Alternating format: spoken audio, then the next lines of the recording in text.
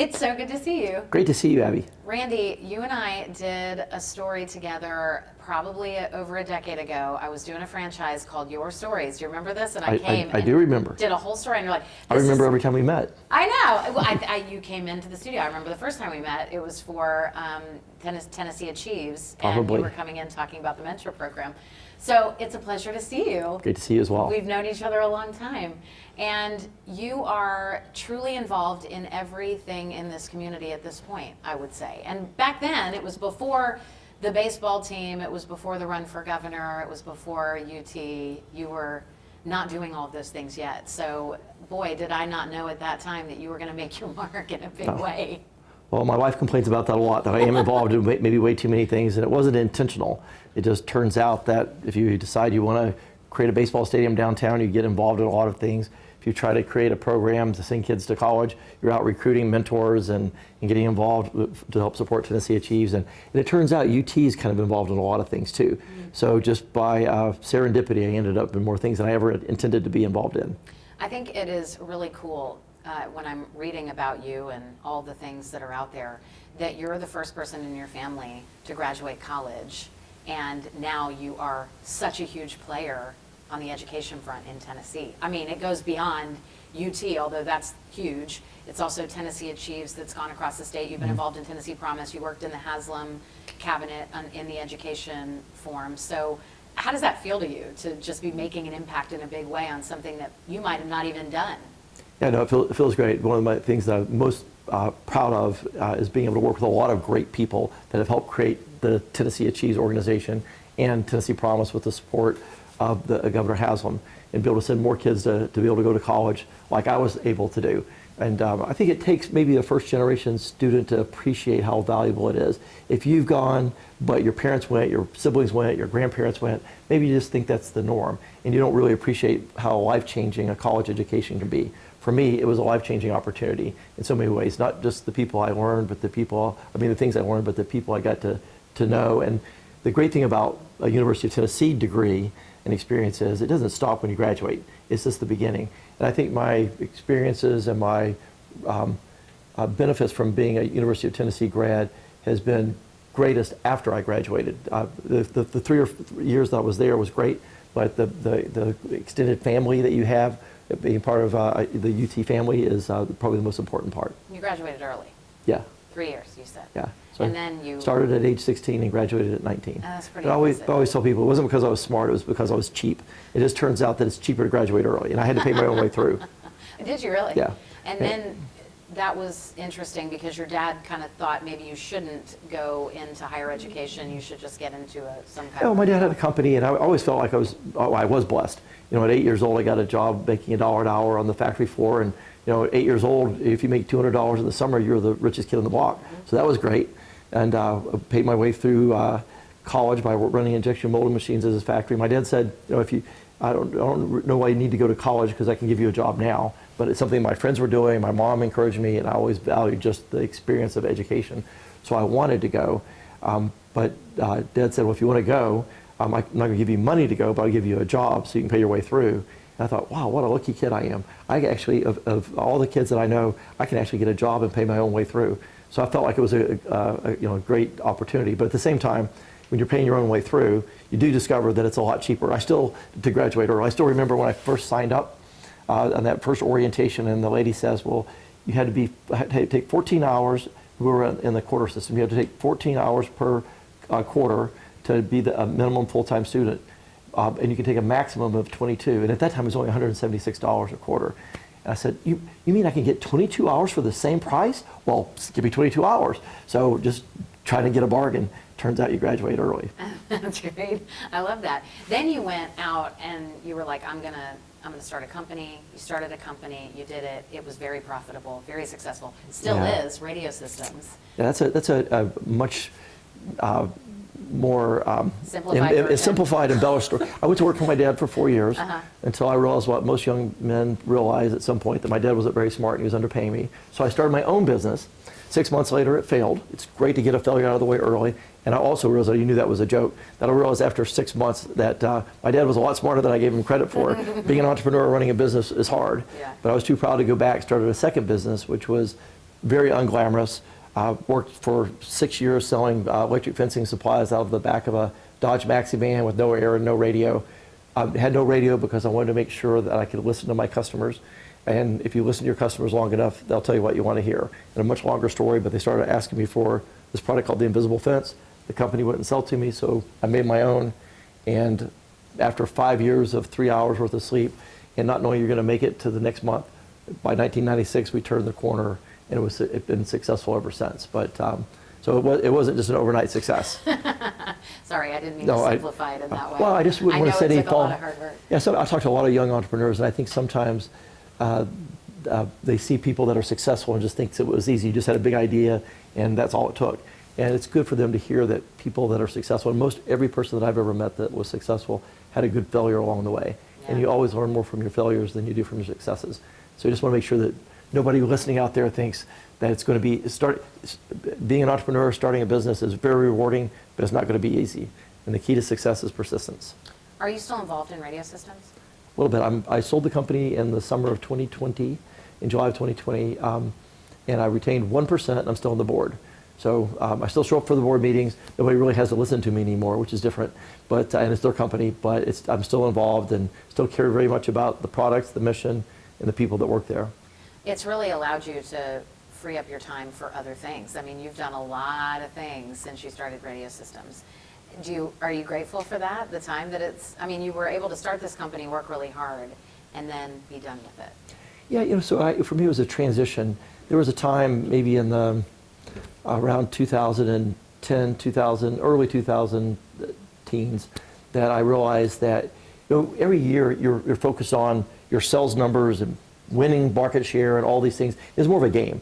It's kind of like Michael Jordan playing basketball. He's out to win the game, maybe score a certain number of points, but it's about winning the game. He's not out there to see how much more he's going to be able to make as a result of that. And that's the way I approached the business. But there was a moment around that time that I looked at our scoreboard one day and realized, I've got more money than I'm ever going to need. Anything else that I make is about it's going to be given back to somebody in our community or to make the world a better place. And so you realize that you had the resources to do it. Started getting involved personally with a lot of the projects like Tennessee Achieves. It was very easy to get emotional and passionate about that.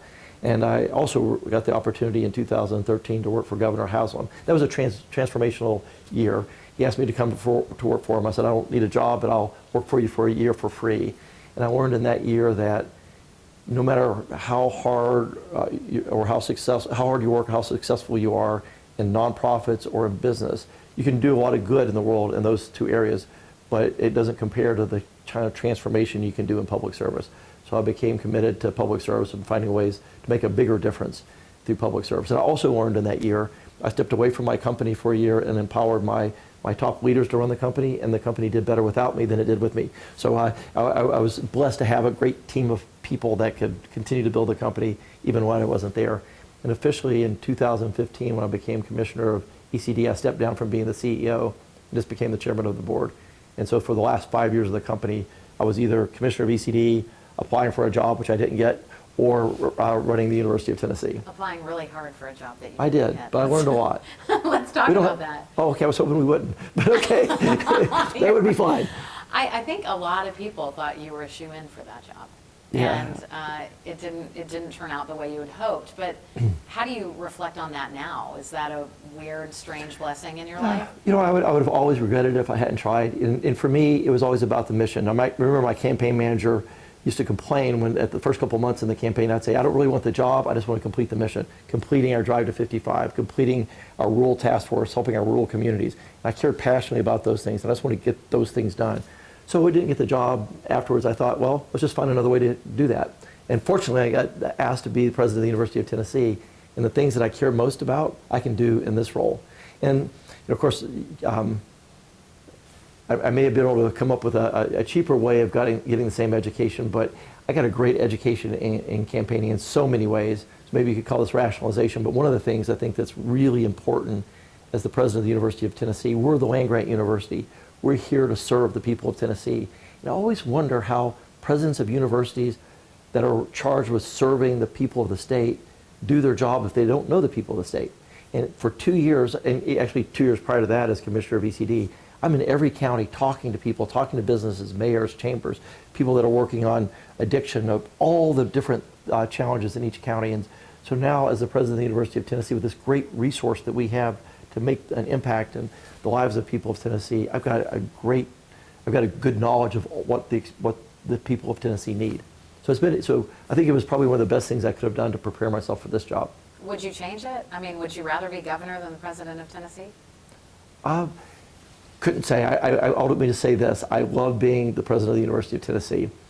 There's a lot of advantages. I get to focus on the things that I'm most passionate about: education, helping our rural communities. We have offices in all 95 counties, and our extension agents in those counties do amazing things in those rural communities. There's so many ways that I can impact the things that I'm most passionate about, and it's about providing greater education for more people. And we can talk about this as a separate topic, but we're really focused on making UT more accessible, more affordable. I love what I'm doing. I'll say that one last thing about this job versus the other job. If you're living in Nashville, you're living in Nashville at a museum, and here I get to live in my home, 10 miles away from my 2 granddaughters. And that's probably the most valuable thing in my life. And so it's good to be home. It's good to be at UT. It's great. Congratulations. We're glad to have you Thank in East you. Tennessee. Let's talk about the university. When you took that job, was it just, I mean, I can't even imagine.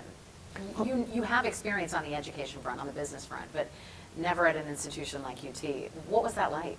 Well, so I went to UT football games when I was 8 years old. I went to UT as a student. I've been involved on advisory boards. I've been a donor. When I was commissioner of ECD, we worked with UT on several things. When I was special advisor on higher education, we worked with UT. I was chairman of the Higher Education Commission, worked with UT. I had no idea all the things that UT does. And every single day, even today, after 5 years in the job, I learned something new about something that we're doing that I didn't have any idea we're doing. UT literally is everywhere. We have this advertising campaign, everywhere you look, UT, and I'm constantly surprised at how many places we are. Extension offices in every one of the 95 counties, managing 186 4-H students, training the next generation of UT students and citizens in the state of Tennessee. The Health Science Center produces 70% of all of our dentists, 40% of all of our doctors, has 888 different clinics or sites throughout the state, either training students or having faculty that are serving the people of Tennessee. And I could go on and on, but just everywhere you look, we're making an impact. And so probably the biggest, people always ask, what was your biggest surprise? And the biggest surprise is just how impactful the University of Tennessee is in the lives of Tennesseans and how much more we can continue to do. Is this the ultimate for you? I mean, being so passionate about education from a young age, it seems this would be the perfect job. And maybe you didn't know it was the perfect job, and then now it is. I think that's exactly right. So when I was asked to do the job, I said, look, I'll do it for 6 months. I'll be an interim for 6 months. I remember this. And only on the condition that I can shake things up. If you just want somebody to put their feet on the desk and hang around for 6 months until you get somebody else, I'm not your guy. But if I can come in and be impactful, be transformational, then I'll take it. And I kind of did that when I worked with Governor Haslam in 2013 as a special advisor. And so, and within those first 6 months, we created something called the UT Promise, making it possible for half the people of the state of Tennessee to come to University of Tennessee free of tuition and fees. We created something called the Oak Ridge Institute, combining the resources of UT and Oak Ridge National Labs, which I like to refer to as the biggest science project in the history of the state of Tennessee since the Manhattan Project. And we've combined the UT Institute of Agriculture back with the UT Knoxville campus, which is a transformational thing. We got to do all that in the first 6 months. But I realized fairly shortly thereafter that if you're really going to dedicate the rest of your life to giving back, I started asking myself, well, where else could I be that I can make a bigger impact than at the University of Tennessee? I truly believe if you want to impact the lives of the people of Tennessee, there's no better place than the University of Tennessee. Mm-hmm. Well, things are good, too, at the University of Tennessee. Sports are good. We seem to be on the right track, record enrollment. Housing crisis. I'd say that's probably the biggest. It's not a housing crisis, it's a housing opportunity. You know, Spoken like a true developer, Randy Boyd. I'm not a developer, by the way. I get involved in development, but I'm not a developer. But at least not a developer of buildings. But the reason why we have opportunity for housing is that we have so many people wanting to come to the University of Tennessee. Across the state, all of our campuses are seeing dramatic increases in applications and enrollment as I speak. Mm-hmm. UT Knoxville 2 years ago had 39,000 students apply for 6,700 spots. Last year, they had 49,000 apply for 6,700 spots. This year we're going to have over 60,000 students apply for those same 6,700 spots. Our challenge is, obviously we have a lot of demand. We need to build more housing, and we're going to be building 2,900 new rooms on the campus within the next 2 years. And so we've got solutions in the works, as we do that, that'll allow more students to be able to come in, be able to increase our graduation of more talented people to serve the people of Tennessee and employers in Tennessee. Are things better than they were a few years ago? I remember when you guys had to take over the hotel on, I believe it was on Paper Mill, Yeah. out at the Paper Mill exit, because there wasn't enough housing for students. Do things seem better this year? They're stabilized, and, Yeah. and I think the first year we were caught a little bit by surprise because of something called the yield rate, maybe a little technical, but you'll have X number of students apply and you'll accept a certain number of them, and of the ones that you accept, you expect a percentage of those to actually come, and it's kind of predictable. And 1 year it wasn't. 1 year you expected a certain percentage to actually come, and it was much higher. So we were surprised by the additional number of students. We had to react a little quicker than we would have liked. But now that we've got a bit more predictability around that yield rate, it's allowing us to better manage the incoming students. But we want to continue to grow. Right now, UT Knoxville is at 36,000 students. We'd like to be at 41,000. Chancellor Plowman is on a mission to get us to 41,000 by the year 2030. And that means 5,000 more students, which means a lot more beds. And so we're working hard to build the capacity to help support that. That's great. It's good And by for the our way, town. this is great for Knoxville too. You know, as a hometown boy, I like seeing growth in our city, and we bring 5,000 new students. That's an extra 1,000 or so more faculty and staff. It's like landing in Amazon in downtown Knoxville. So it makes a significant impact in our community. It's a big deal. How fun is it to see UT Sports succeeding in such a big way? It feels, the energy is there right now. So Football, basketball, Lady Vols. as the president of the UT system, so I've got 5 campuses, 4 of which have athletic teams, all of which are doing well and succeeding. I don't have, it's my chancellor's responsibility to hire ADs, and it's the AD's responsibility to hire coaches, and then the coaches do all the work. So all credit goes to all the ADs and the coaches and the chancellors. But when we do win, I'm happy to take credit for any big win, but even though I have absolutely nothing to do with it. But it's fun to share a lot, right? Because I do actually get the blame when we lose too, Yeah. so I might as well. Of course. But it is exciting. It's an exciting time, and the athletic departments, the athletic teams are the front door of a lot of our campuses. That's how we get known by so many students. I think the stat is after we beat Alabama. Did I mention that already? We beat Alabama last year. But We can talk about that all we can day. talk about I'm here that. for it. My highlight of my sports watching career. But anyway, the day after we beat them, we had over 2,000 students apply. So which we were having a lot Wow. of people apply anyway, but that was a singular, really big day. So that helps. In the same week, we had over 5,000 new donors help chip in money to help us buy a new goalpost. So donors also increased dramatically as well. That's great. You say you're not a developer. I'll go with that, whatever you want to call yourself. But you are making big changes in this town in development. We are going to have a huge baseball stadium just outside the old city, which is so interesting and exciting and fascinating to watch. Has this been something you've been thinking about for a long time, and it's so exciting to see it come to fruition? Yeah, so when I was early 20s, I started traveling around the country with my job, and I started going to Major League Baseball parks. And the thing I loved, is, now I've been, by the way, to 45 Major League Baseball parks, all the current ones, and then some that have been closed. And one of the things I loved about the ones that were done well was they integrated the city with the stadium. You go to PNC Park in Pittsburgh, and they have knishes and all the different foods that are ethnic to that region. And the thing that's also great about a baseball park is that it pulls people together. Young and old, black and white, rich and poor, everybody comes together. And I think in this world we need more places where people can come together. So for all those reasons, I loved baseball, and I love baseball when it's in the city, not out in the suburbs and it's surrounded by a sea of asphalt, but like a Wrigley or a Camden Yards or those type of parks. So it's been something that I've thought about for a while. Always wanted to have a Major League Baseball team, but no matter how much more successful I was, the cost of a team, I was probably more likely to buy a baseball team when I was 21 and broke than when I was 40 and being more successful, because the teams just escalated. So when Mr. Haslam offered to sell me the company or the baseball at the Smokies in 2013, it was a highlight. we weren't really thinking about moving into Knoxville immediately, but people started asking, and we started thinking about it, and eventually saw that it could be an opportunity. So I'm excited about the project. I will say this, I'll correct you on one thing. It's not a baseball stadium. It's a multi-use entertainment complex. So we will have 70 games a year that the Smokies will play there. We're going to have tournaments for high school and other college teams. We're also going to be playing soccer there, at least 20 games a year with the Wood Knox soccer team. We'll be having concerts, there'll be farmers markets, weddings, all types of events. There's a model stadium in Fort Wayne, Indiana that we went to see. They have over 750 events a year, and that's our model. We want to have things going on there all the time. That's cool. I mean, I know that it's a multi-use stadium, but it's nicknamed the baseball stadium in downtown. I do it all the time. I just had to take the advantage. And the thing, can I expand on that? Yeah. There's more than just the stadium. So you have the stadium, which will seat between 7,000 to 10,000, but then you also have a condominium or apartment complex in the back with 233 apartments. These are going to be really sweet apartments, all from right field across center field, with balconies looking into the stadium. And if they don't want to watch it from their apartment, they can go to their community deck right in center field and watch it while grilling at their barbecue or having a picnic, or from the swimming pool. So it'll be a really cool spot to live. And then to the other side, on the first base side, we're building a 47-unit condominium complex.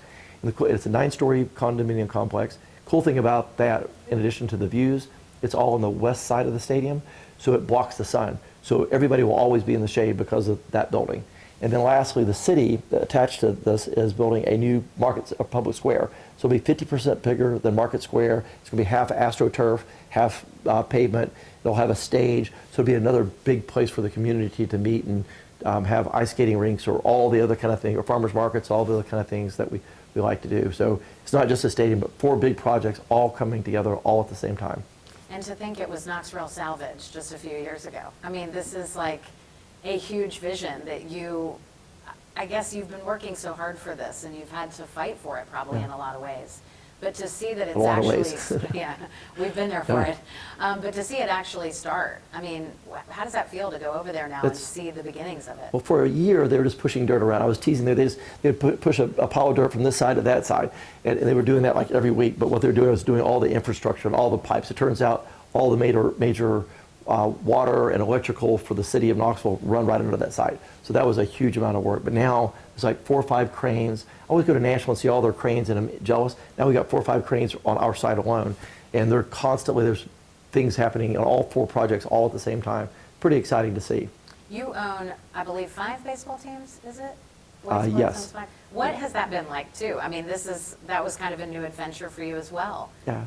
Well, so the initial idea was obviously the Tennessee Smokies, and I love the Smokies, and that's our AA team, and the most significant. But it turns out there's an Appalachian League in Northeast Tennessee, and one of my leaders in the Boyd Sports suggested, let's take over one of those teams, the Johnson City Cardinals at the time, and manage them. We could leverage all of our back office operations and do it more efficiently. And one thing led to another. The next thing we know, we own 4 of the 10 teams in the Appalachian League.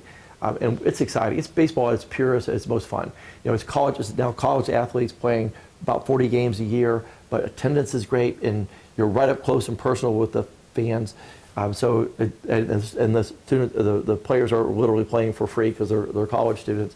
But it's people that love baseball and love the purity of baseball. This is baseball at its best. Do you look at all of these things that you have your hands in and wonder how in the world your brain manages it all? Because I'm like a news anchor and I have 3 kids, and my mind is blown on most days. I can't imagine managing downtown development projects, the UT system, the entire UT system. You still have a hand in radio systems, Tennessee Achieves, the baseball team. I mean, how do you keep it all straight? Well, 2 things. One, it does help if you're ADD, but actually I always say that. And my mom gets mad at me for saying it, so I should retract that because it's technically not true. She did have me tested, but maybe I had tendencies of people with ADD. Yeah. But but the trick is always surrounding yourself with great people.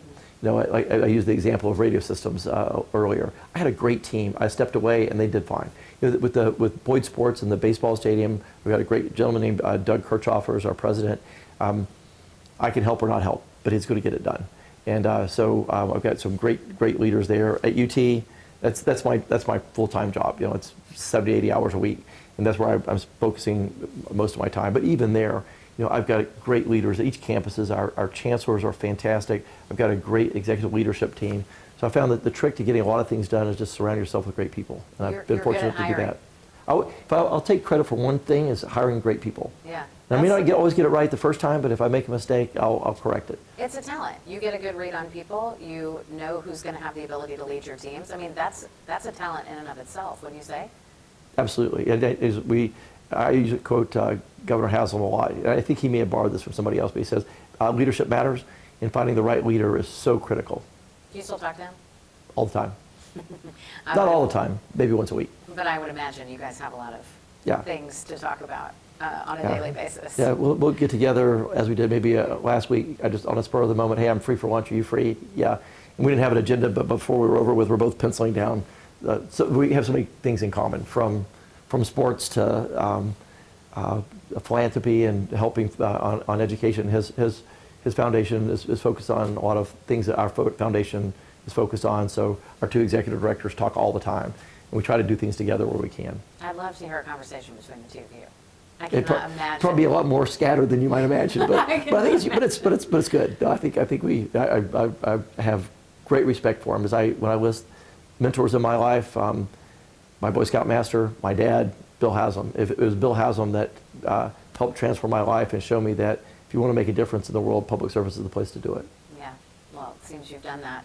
Talk to me about your family. You've got two little cute grandbabies. You've got your kids. What are your kids up to? What's Jenny up to? Tell us about the family. Well, let's start with my wife, she's lovely. She's amazing. She's on multiple boards. She's on the Arts Commission now, which she really is passionate about. That's her passion, the arts. She's a great musician. I'm so proud of her. She can play the mandolin, the violin, and the clawhammer banjo, and she plays every Tuesday night. Commercial message, every Tuesday night from 7 to 9, Boyd's Jig and Reel, best fish and chips in town, and over 750 single malt scotches. But she's got her business, so she's an entrepreneur, a musician, giving back to the community, and a great Omi. So she's Omi, I'm Poppy. And we have two granddaughters, Wiley and Penelope. Penelope's 3 and Wiley is 5, and they're just precious, and we love them dearly. Now I should mention my son and my daughter-in-law too. But 2 sons. Harrison's doing great. He owns a little place called the Old City Athletic Club, which I go to every morning in the Old City, plus several other businesses. And then Thomas is, when we say I'm a developer, I'm involved in development, but I don't really know what I'm doing in development. Yeah. And I don't know if I'll make money on anything I'm developing. I'm doing it because I want to make a difference. Thomas, on the other hand, is a very smart business person, making his way in the development side, and is doing a lot of development around the area, a lot of historic preservation. So I'm really proud of him. And his wife, Lindsay, my daughter-in-law, is also involved in a lot of different boards, from the zoo to Imagination Library, Helen Ross McNabb. So I'm proud of all of them and how much they're giving back. They learn that from their dad? No, I think they learned it on their own. Yeah. I think this is who they are. What's your next big thing? I'm not sure. It had to be something bigger than UT, and I'm not quite sure what that Bigger is. than UT, bigger than the sports stadium, the multi-use, what do I call it? Multi-use entertainment complex. Entertainment complex. But we'll get that done by 2025. We'll probably do some other projects, development projects around the stadium. We own a couple other little pieces of property, so we'll see how that settles and see what the community needs next. But there's a lot of opportunity. What's your biggest hope for Knoxville? I mean, you're born and raised here. You love it, obviously, with the fiber of your being.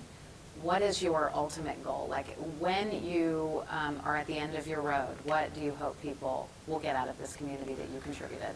I hope it continues to be a thriving community where people want to live and learn and grow and raise a family, and has all the amenities and entertainment and culture that you would want from a big city, but still has a certain authenticity. You go to some other bigger cities, I won't mention any, but they just don't feel like there's any authenticity there. I want to be able to keep that while we continue to expand and grow. And I think that baseball, I'll also say, I think it's important too that we all grow and thrive together. One of the most important things about the baseball stadium, I did it, entertainment complex. Got me. It's easy to do. I know. One of the best parts is the location. You could put it in a lot of different places, but you want to put it where it does the most good. And this is not me saying this, I've heard this 1,000 times from others. When James White Parkway was built, it built a divide between downtown Knoxville and East Knoxville. And built this wall between us. And we want this entertainment complex to be a bridge to connect downtown Knoxville with East Knoxville, and hopefully provide a catalyst for jobs and growth and opportunity for people in East Knoxville. So that's one of the things I'm hoping most from this. Oh, we want to sell out tickets. We want to have 750 events a year. But most importantly, we want this to be a catalyst for change to transform East Knoxville into a thriving community. And 50,000 students at UT by that point, right? Probably. Or it's baby steps, Yep. 41,000 and what? 41,000 by 7 2030. years. Yeah. 59,000 across the state with all of our campuses. That's a big deal. But, yeah, it is. So a lot of great students, a lot of great faculty making it happen. It's good to see you. Great to see you. And go Vols. Go Vols.